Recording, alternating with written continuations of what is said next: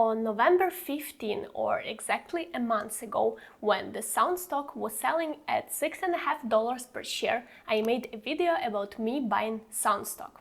I bought not much with the hope to buy some more when the stock will go down to $3 or $4 per share, and I unexpectedly made about 200% on this position in less than a month.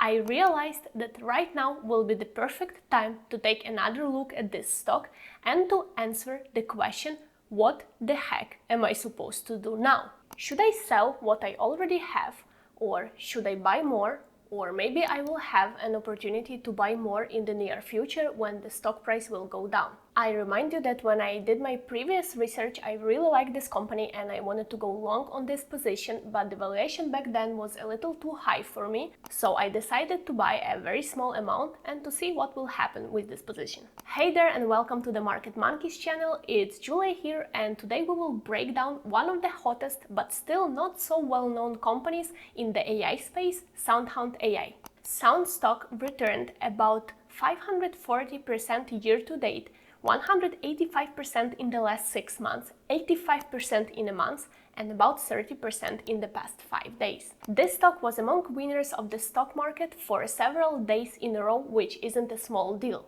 And in my opinion, even though the valuation of the stock is through the roof, there is a very good reason for those high returns. Hear it is, whether it's ordering your favorite taco, getting directions in your car, or asking your smart TV to find a movie, SoundHound is shaping the way that we're interacting with machines. They are this company that make technology understand and speak our language, and to do it 100% human-like, you won't even know you're talking to a real human being or to the machine. The company recently announced a huge deal with Torchy's Tacos, launching their voice AI smart ordering system in 130 restaurant locations. Although the stock soared on this news, that's just the tip of the iceberg, and we need to break down much more than this to understand whether to buy the SoundHound stock or to sell it. SoundHound is basically revolutionizing conversational AI. Its flagship platform, Houndify, supports 25 languages and has over 250 patents. As I already explained, it's not just voice recognition, it's full conversational intelligence, often more precise and capable than the actual human being. They already have close partnerships in different sectors, from automotive giants like Hyundai and Kia to integration in IoT devices like Vizio TVs. For those of you who don't know, the IoT or the Internet of Things in simple words is your smart devices like TV, refrigerator, etc. that are connected to the internet. So basically SoundHound is everywhere. In restaurant industries, big names like Chipotle, Panda Express, Jersey Mike's use their AI for 100% of incoming calls. By the way, if you find this information interesting, don't forget to press a like button and subscribe to our channel. It really helps our channel to grow. And the recent acquisition of Allset and Amelia AI positioned them to dominate not only restaurant industries, but also sectors like banking, insurance, and healthcare, which is a big deal. We actually expect that these segments of their business will grow the fastest and will bring in some nice income. Now let's get back for a second to the deal with Torchy's Tacos. This deal is actually a game changer for both companies, not only for SoundHound. And I will explain why. As I already mentioned, SoundHound AI will manage 100% of incoming calls to 130 restaurant locations, answering questions and taking orders seamlessly. It can actually answer multiple calls at once, which is impossible if it was a human being. Why this deal is a game changer for Torchy's Tacos in numbers. Torchy's Tacos generate about $4 million annually per location. With the help of SoundHound, when all of the calls will be answered and all of the orders will be placed properly, they expect that they will add another $94,000, if I'm not mistaken, per year per location.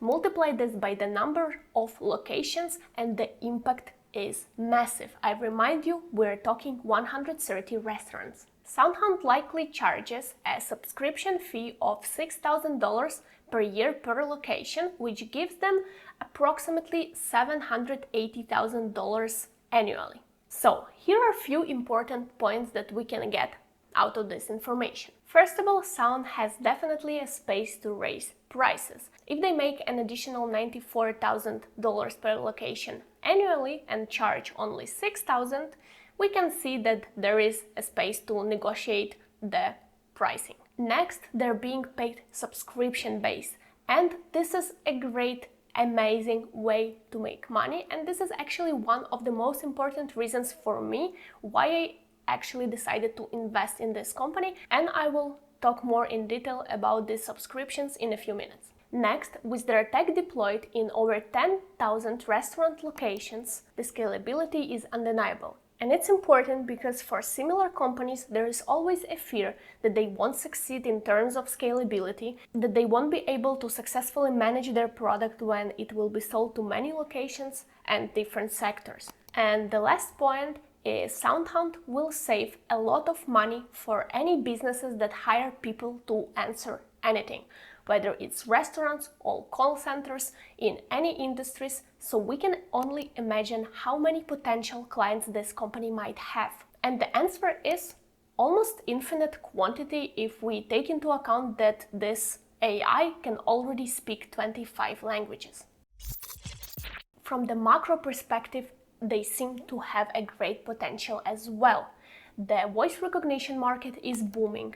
Projections from Mortar Intelligence estimate that the global voice recognition market will grow from $14.95 billion in 2024 to $42 billion by 2029 at a compound annual growth rate of almost 23%. Similarly, Fortune Business Insight forecasts growth from $15.5 billion in 2024 to $85 billion by 2032 with a compound annual growth rate of almost 24%. Grand View Research also projects the market to reach $53.67 billion by 2030 with a compound annual growth rate of 14.5% from 2024 to 2030. So go to whomever you want, you will get an unambiguous answer. The voice recognition market will be growing and won't stop for at least a good couple of years. And of course, SoundHound is perfectly positioned to ride this wave. With industries from automotive to Internet of Things embracing voice technology, the market potential is huge and SOUN is already making some great wins. In the next couple of years, I imagine that the division of this market will happen between SOUN and its peers, so I really much hope that these current deals, these current wins, will help the SoundHound to capture some nice amount of market share in the future.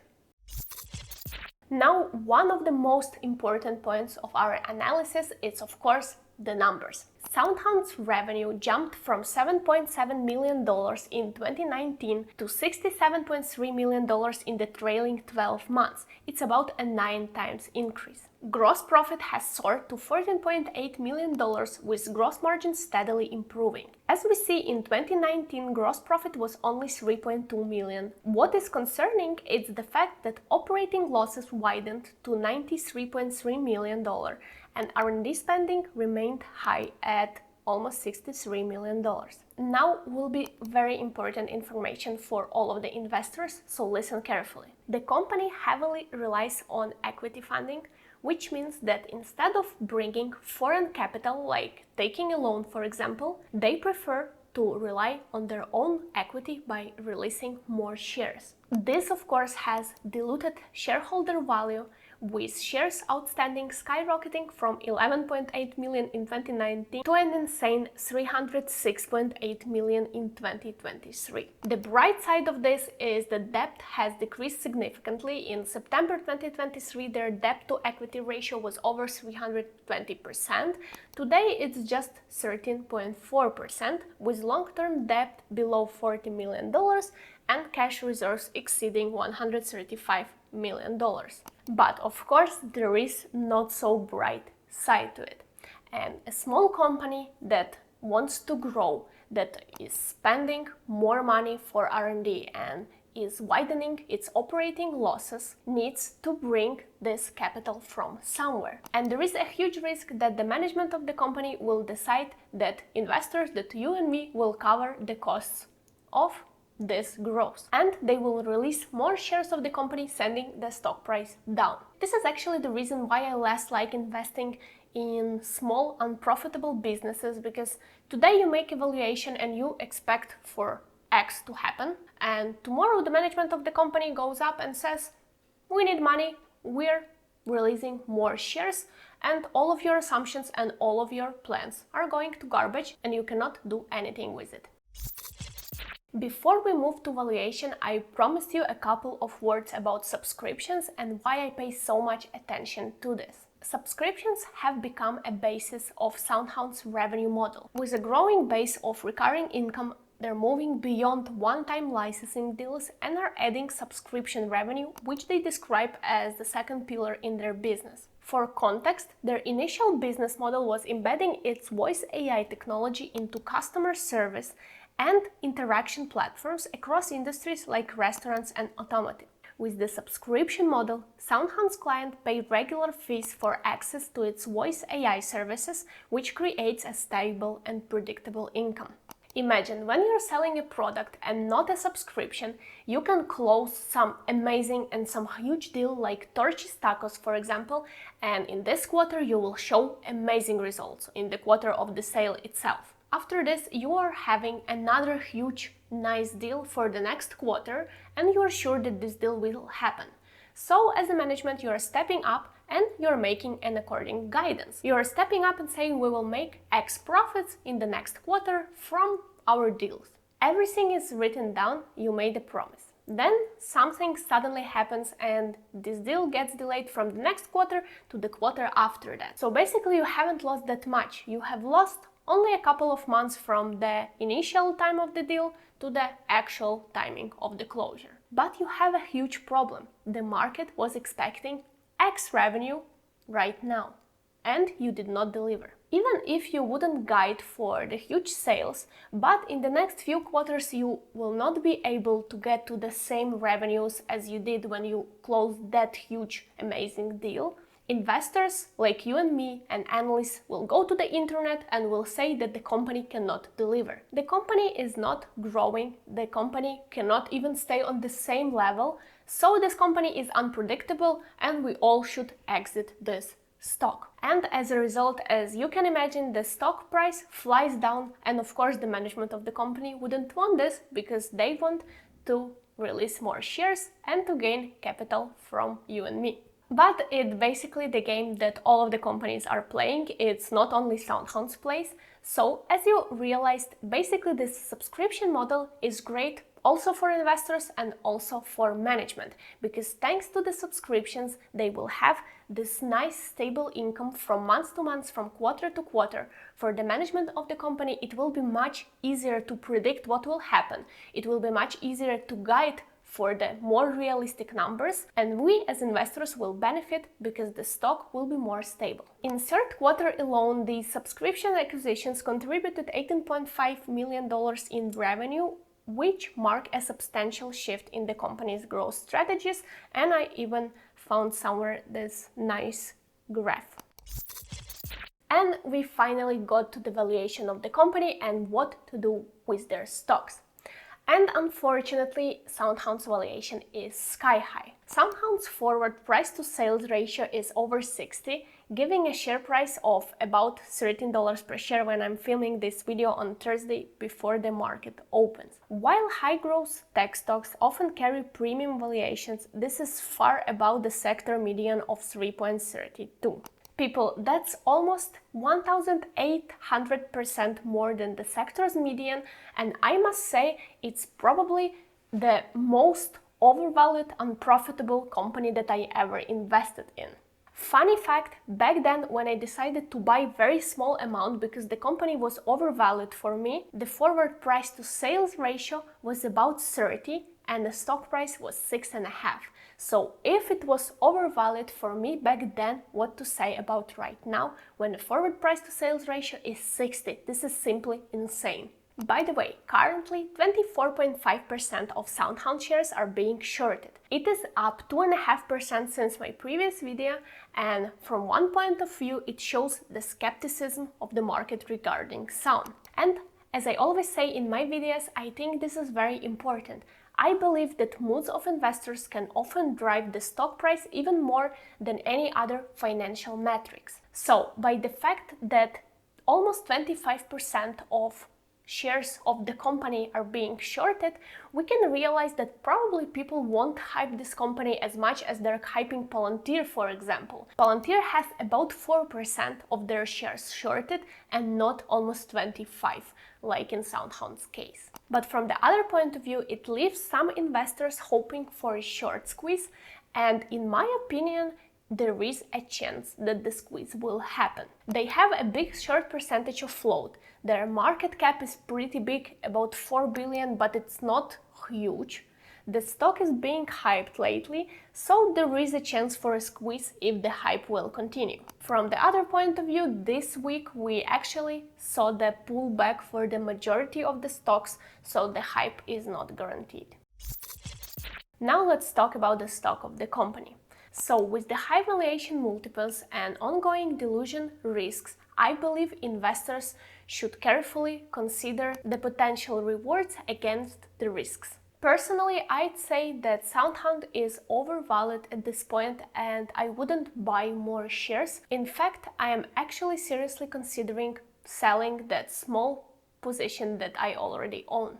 I remind you, even back then, even a month ago, I entered this position only to follow it and to buy some more shares when the stock price will go down. So even back then it was overvalued for me. So now it's even more overvalued, and of course I won't risk it that much. Although I still like this company. I like the management of the company, I like the direction in which they're moving, I like their products, and I pretty much believe that they will be some giant in this sector. I believe that there will be this one or two big huge companies that will take almost all of the market in the future, and I hope that SoundHound will be one of them. So basically, I'm very happy that I entered back then, but I want all of you to understand that it was a pure luck. The fact that I entered when it was overvalued and I gained about 200% of this position doesn't mean that it was a good investment, doesn't mean that it was a good time to buy the stocks of this company. I remind you that I am trying to make my decisions based on valuations and based on some objective metrics and not on speculations. The fact that some stock grew doesn't mean it was a good investment. As always, make sure you do your own due diligence.